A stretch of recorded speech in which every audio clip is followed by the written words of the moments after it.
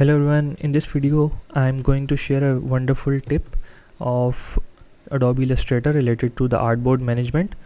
So in order to understand the artboards, I have just opened a design of an ebook that I have created.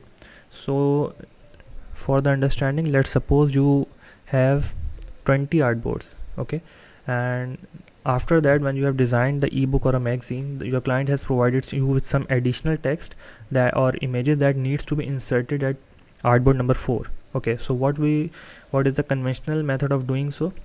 You will select the artboard and will create a new artboard, that is the artboard number 21, and you will start moving the design on artboard number 21 to 20 to 21, and the design that was on the 19 to 20, and that was 18 to 19. In this manner you will rearrange your pages so your ebook will remain in the sequence, but that is not the preferred method to do it. Okay, so what you have done, you have created an additional artboard, right, and you need a blank page on this artboard number 4. Okay, so what you need to do, go to window, artboards, and here you can see the new artboard that you have created is 21, and you need to move it to the artboard number 4. After dragging it at the position of artboard number 4, you can select the option of rearrange all artboards, right, just maintain the columns,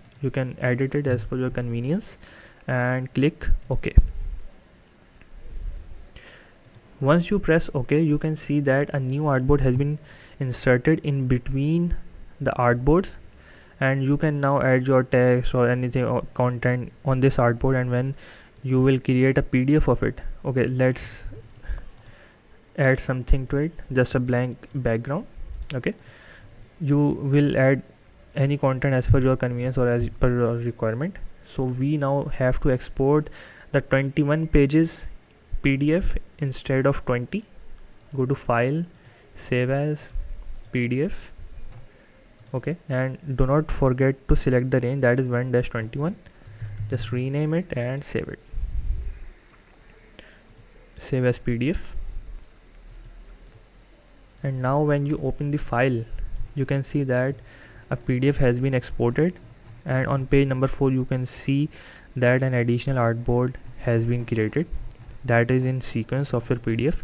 So this was a small tip, but it is very much useful for your projects, and it can save a great amount of time in execution. Thanks for watching.